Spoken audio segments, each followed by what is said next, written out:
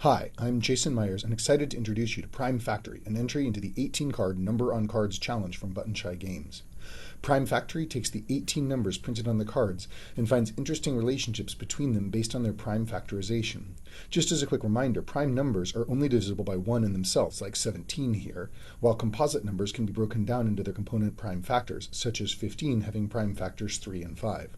Don't worry, all of the math has been done for you, and the prime factors for the composites are shown on the left and bottom for scoring, with some factory-themed iconography, and prime factories, of course, only have one prime factor that matches the number on the card. The game has a simple set of rules that let you explore the patterns of these primes in your hand. The game is a trick-taking set collection game where the prime factors represent the suits or sets that a card fits in. Thus, a 16 only fits with a 2s set, while 15 can fit in with either a 3s set or a 5s set. For the standard 2-player game, you deal 8 cards to each player, reserving 2 cards that are out of play for that hand. Players then compete for tricks, trying to collect cards they can assemble into sets while avoiding ones they can't. Once a card is led, the other player must follow suit if they can. That is to say, they must play a card that shares a prime factor with the led card. Thus, if a 15 is led, the other player could play either a 10, which shares 5 as a prime factor, or 18, which shares 3 as a prime factor.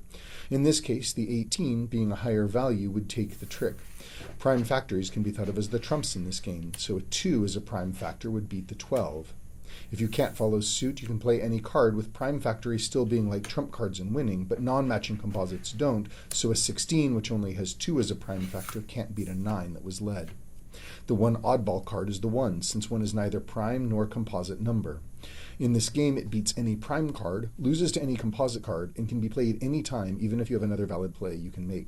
The 1, like the Queen of Spades and Hearts, generally takes points away from you, but if you can combine it just right, it could be worth a lot of points. Once the 8 tricks are through, players take their 1 tricks and sort them into scoring piles. To score, a set must have a prime factory as its foundation, and then a set of composites sharing that prime factor. A composite factory can only score in one set, but it is up to the player which set to score it in. The score of a set is the sum of all of the times that prime factor appears in the scoring pile. Composites without a matching prime aren't worth anything, and prime factories that have no matches are worth minus 5 points each. Importantly, the highest valued primes, which can help you win tricks, have no matches, so can easily drop your score if you aren't careful. However, the 1 or unit factory can be paired with 3 or more unmatched primes to score 10 points per prime instead of negative scoring if you can arrange to win them all. Player with the highest score wins, and you play the best of 5 hands.